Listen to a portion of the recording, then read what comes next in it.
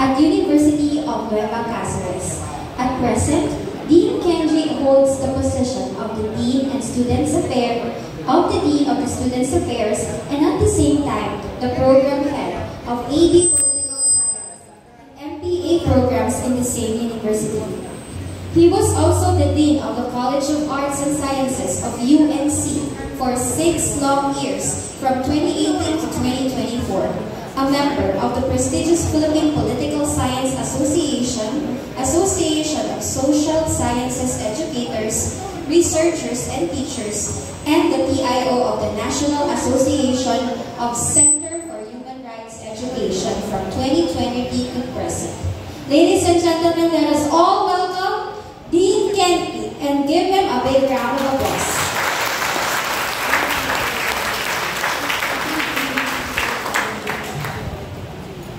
Thank you so much for that generous introduction. To the officers and members of the Brotherhood of Christian Businessmen and Professionals of Naga City, to our dear students, members of the civil society organizations, good morning po. Matay na aga po sa inyo, gabos. We are here today not just to talk about corruption, makulang po corruption ang pag-uunayan ng inaaga. We are here to talk about survival, justice, and the future you are inheriting, particularly the young people. The title of my presentation is Crisis of Accountability and Infrastructure Corruption. We'll be providing a national situationer on what is happening in our country today. The outline of my presentation will be the following. First, we'll look into the crisis at our doorstep, a moral indictment. The second will be the 2020 program. The third will be the rising tide, youth on the front lines. The fourth will be our call to action from outrage to accountability, and finally, our conclusion.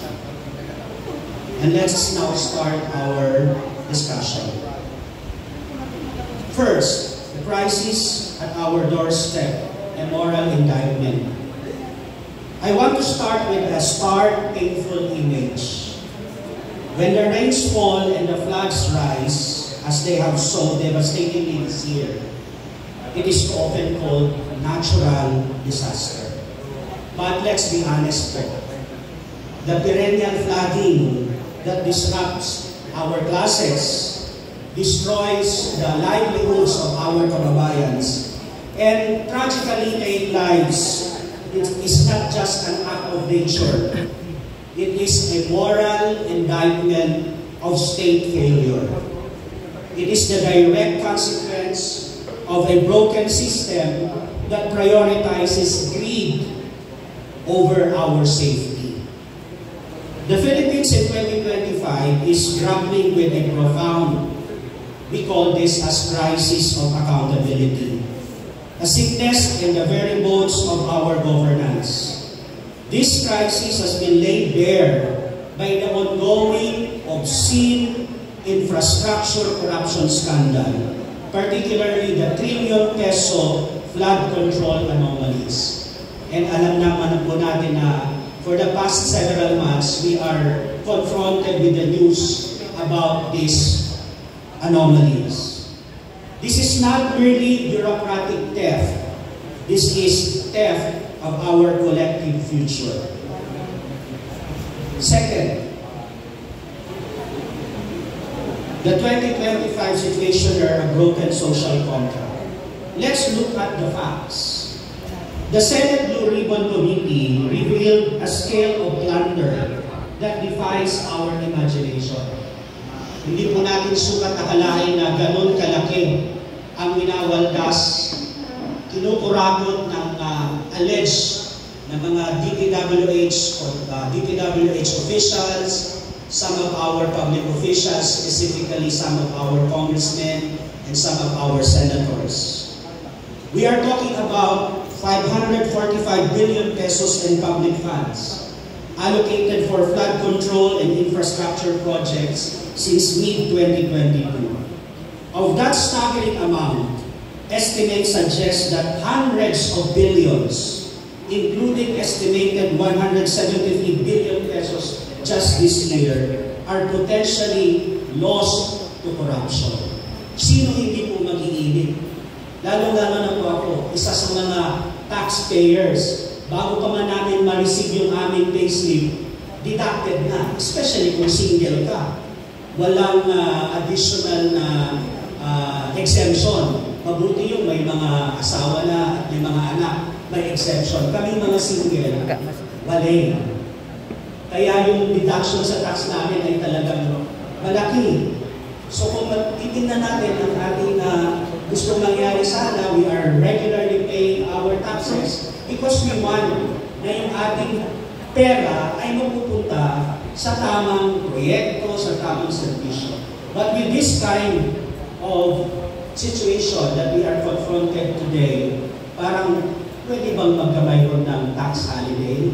Pwede bang pag-aralan muna kung pwede yung mga taxpayers ay bigyan muna ng isang buwan na holiday para ma-enjoy naman namin. Kasi 5 billions of pesos were corrupted. Tingnan natin ang mga kalsada. Wala. Tingnan natin yung mga servisyo pinibigay sa atin. What does the number mean in reality? It means construction of ghost projects. Projects that exist only on paper, where billions are paid out for non-existent work. Hindi lang po kinurakot, pero walang project na makikita. Sasabihin completed, example doon sa Bulacan, sasabihin completed na yung projects, pero wala naman palang nakitang actual na proyekto. Sino ang hindi magagalit? Sino ang hindi mangingit-ngit sa galit? It means using cheaper, substandard, and low-quality materials to build flood control dikes that collapse at the first sign of strong typhoon. Bryce Hernandez mismo nagsabi, substandard po ang ginagamit namin mga materials. Bakit? They need to ensure that they will provide for their commitment. Commitment doon sa mga politiko na humihingi ng kickback from 5% to 30%. And ang sinasabi nga ni Mayor Magalo, around 40% na lang po ang napupunta sa actual projects. So anong na-expect natin? Kung 40% na lang ng total budget ang nailalaan sa proyekto ng ating bayan. The kickbacks, the commissions taken by a network of corrupt officials and favored contractors are so high that only a fraction of the budget is left for the actual work. We call this as climate crime. My friends, this is not just fiscal waste. Hindi lang po ito pagsayang ng pundo publiko. We call this as climate crime. In an era where the Philippines is consistently named one of the most disaster-prone countries in the world, every peso stolen from flood control is a direct erosion of our capacity to adapt. When corrupt officials pocket funds meant to draining systems and resilient infrastructure, they are signing a death warrant for the most vulnerable. They transform yung sinasabi nila climate change adaptation, they transform that into climate injustice. And what truly ignites our rage is the sheer audacity of impunity. We see the system where a handful of contractors, often tied to political dynasties, paulit-ulit po, monopolize these massive life-saving projects. We see the extravagant, shameless lifestyle of their children, we so-called nepo babies, flaunted on social media, a painful mockery of the millions who made through deep floodwaters every time it rains. Ngayon po, small fish pa lang ang nakakasuhan. Recently, yung Secretary ng Department of Public Works and Highways filed cases before the Ombudsman. Pero yung mga small fish pa lang yun. Wala pang big fish. Ang hinihintay ng ating mga kababayan ay may masampulan na big fish. The system protects the powerful and the system must be dismantled. Next please.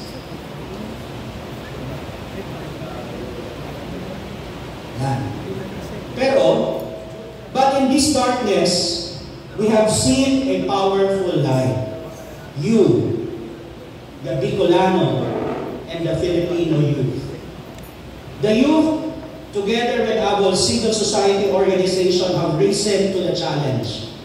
The widespread student walkouts happening in higher education institutions in Manila, UP, De La Salle, and others, and the massive demonstrations that we are conducting. Remember the Baha sa Luneta and the Trillion Peso March last September 21, 2025 during the commemoration of the martial law anniversary, including our very own. Sino po ba ang sumali dito sa 1 trillion peso march in Bicolandia last October 3, 2025 at the Basilica Grounds, participated in by almost 30,000 Bicolanos from higher education institutions, civil society, and faith-based organizations were more than just protest. They were a generational reckoning. To the students, you are reclaiming your narrative. You are asserting that this corruption is not a problem for the old generation to solve, but a theft of your very future. Stolen infrastructure funds mean overcrowded, dilapidated classrooms. It means lost opportunities and a heavier economic burden. Your anger is righteous. Tama lang na magalit kayo. Tama lang na sumagaw tayo na ikulong na ang mga corrupt. Your digital age mobilization is a potent force that has shaken the halls of power. So since kayo Gen Z, millennials, ginagamit nyo yung social media, that would be a very potent force para mag-demand tayo ng accountability. To the civil society organizations like the Brothers and Christian businessmen and professionals, you provide the moral backbone and technical expertise. You transform raw outrage into an informed advocacy. And finally, our call to action, from outrage to accountability. Our momentum cannot dissipate. September 21, rally, October 3, rally in Naga is a high point of protest. Now must be the beginning of our sustained action. And we have a clear mandate. What are the things that we need to do? Later on, we discuss ni Sir Ken Abante, ni Atty. Lacson, yung detail ng mga dapat natin gawin. First, demand full and uncompromising accountability. And when you say demand full and uncompromising accountability, ano po yung dapat natin gawin? Number one, there must be prosecution and recovery. We must demand the swift and decisive prosecution of every single official and contractor implicated in this scandal. No sacred cows, no political favors. Furthermore, the government must exhaust all means to recover every stolen peso and redirect it to genuine quality infrastructure projects. Kung may mag-offer, kasi may mga gustong mag-offer ng kanilang service bilang state witness sa infrastructure scandal na ito, kinakailangan merong restitution as provided by law. Next, no impunity. We must insist on legal framework that permanently removes and bars any public servant convicted of corruption from holding public office again. But this need a law. This need a change in our constitutional system. Number two, monitor and disrupt the system. And what are the things that we need to do under this suggestion? Number one, be project watchdogs. We must ensure our strength in the digital and physical spaces to monitor all local and national infrastructure projects. Demand that all contracts, budgets, and progress reports are made fully transparent and publicly accessible. So dapat meron tayong pakialam sa nangyayari.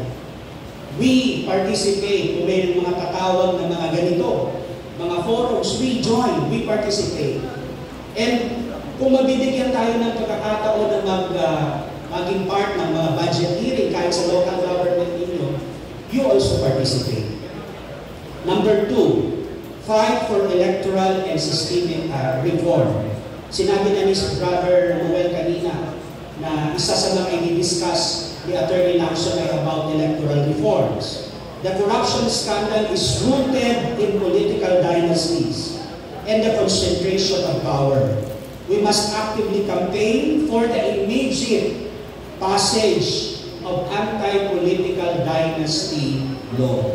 Meron na pong in-file, I think, si Congresswoman Laila De Lima and some of our good members of the Legislative Department, meron na rin nag-try mag-file ng anti-political dynasty. Now is the right time for us. If the President Bongbong Marcos is really true to his crusade to end this kind of problem in our country, then he needs to certify the passage of the anti-political dynasty bill and support ethical leaders who commit to dismantling the patronage system.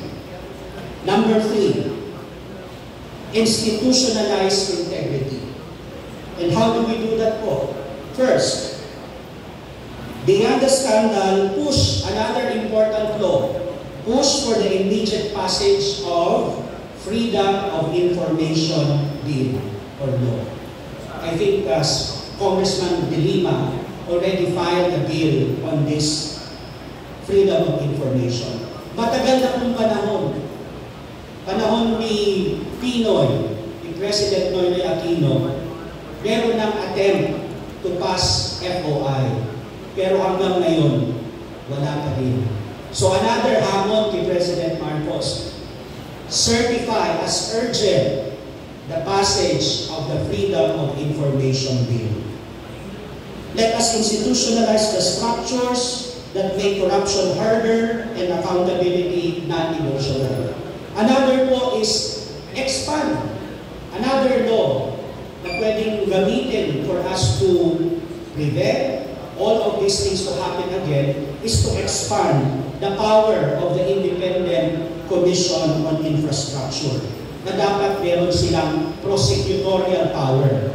Kasi ngayon po, hindi pa masyadong may ngipin yung ICI. So it's important, I think, Senator Francis Pangilinan, Kiko Pangilinan already proposed to expand the power of the ICI. So let's also demand for its immediate passage. Another important thing to do is education as the vaccine. We must embed anti-corruption and good governance into our schools and communities. Integrity is not just a virtue, it must be a core competence of every Filipino. Natandaan ko po yung pagbisita ni Congressman Chel Jokno sa UNC noong panahon ng kampanya. Sabi niya, ang importante kung dapat gawin ng pamahalaan, including DepEd, ay elementary pa lang, turuan na ang ating mga kabataan, turuan na ang ating mga bulilit ng ano dapat ang konsepto ng honesty para paglaki nila ay mai-invite nila at mapapractice na yung nasambitan ng virtue. In conclusion, we will not be silent.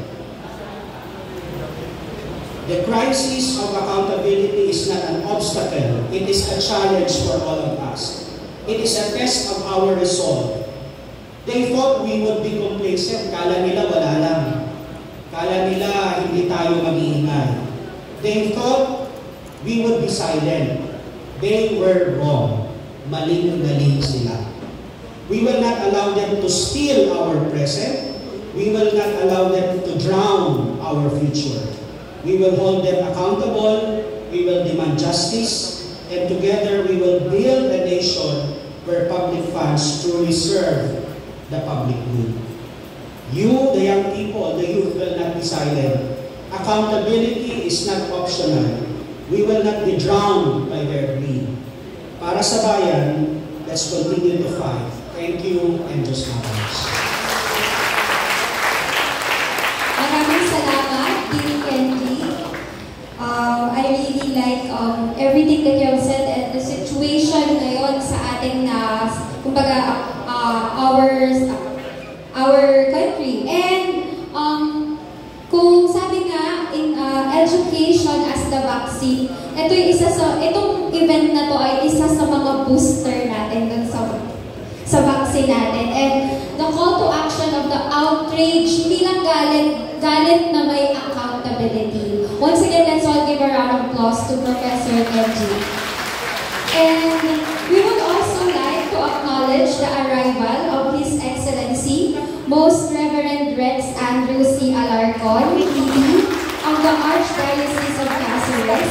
And may we invite His Excellency, Good morning, everyone, and to the officers and members of the BCPP, the resource persons, and to all of you who are here. Thank you for the kind invitation. When I was invited, I thought it was just a message. And they asked me, what's the title of your talk? So I said, kala ko message lang, may talk pa pala. So, and I told the BCBP, actually, ang interest ko yung breakfast ninyo kasi may breakfast sila eh. Pero hindi ako sa breakfast inimbita. Sa talk ako inimbita, di pa ako nag-breakfast. Biro lang, no? And, I am impressed by the motto of the BCBP. Be honest, even if others are not, even if others will not, and even if others cannot. You know, the BCBP is, they present themselves as a community of like-minded Christian businessmen and professionals who have banded together to bring about the transformation of the marketplace. I find this, I'm very glad to oblige to this invitation because for me, it is one of the concrete responses to our clamor. Diba ngayon, lahat tayo sumisigaw na anti-corruption, magbago na. Pero hindi natin talaga masasolve kung sisigaw lang tayo. Kailangan meron tayong gawin. Alam niyo yung bakal na ano ba sa Tagalog yung tinatakla?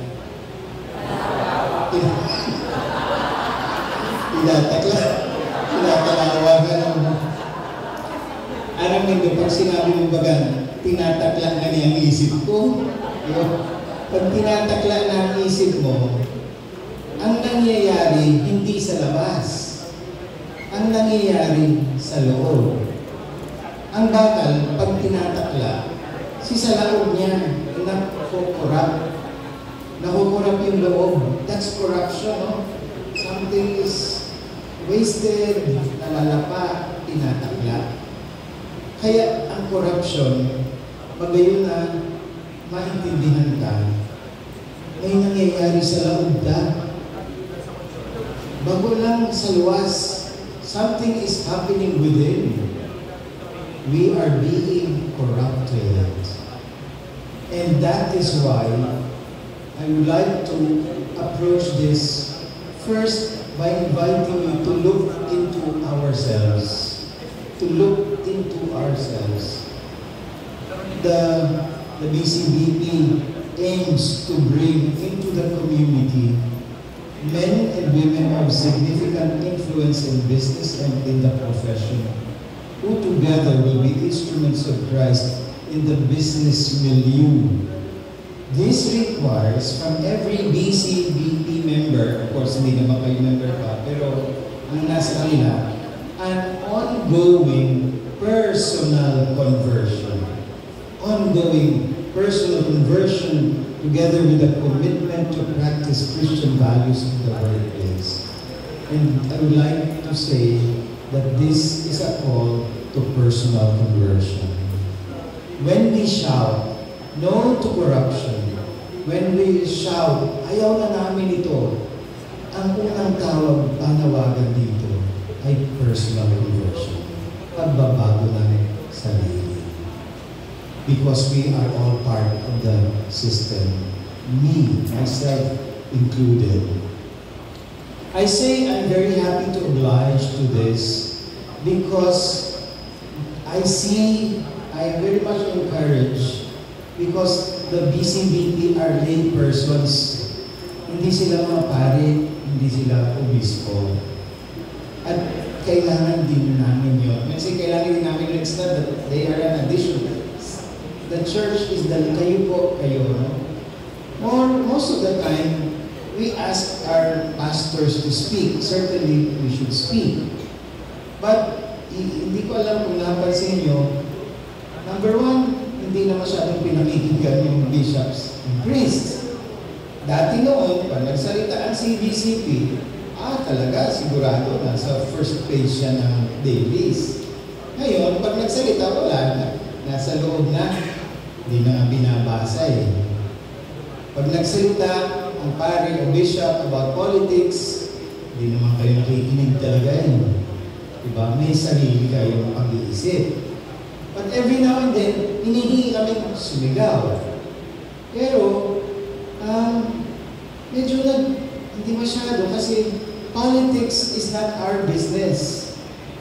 Politics, we are not there. It is the lay people, kayo po, ang nandyan. Business, that's not our field. Hindi kami magaling dyan. Mahina kami dyan. So kapag sumisigaw, doon sa aspects of faith and morals, of course, syempre, hindi naman nasa abstract ng faith and morals. And that is why I say, I am very happy that there is this roadshow. Ito ang kailangan natin. Conversations. Hindi na conversations. Ito ang kailangan natin pagbubukas ng mata at isip. Ito ang kailangan natin pagtutulong-tulong.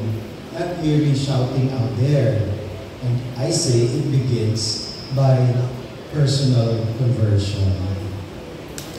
To win the marketplace for Christ means the radical change in the value system of business to one that is based on genuine and sustainable Christ-centric business tenets of steward leadership, justice, and integrity, and professional excellence. Maraming values yun, but allow me to invite you to reflect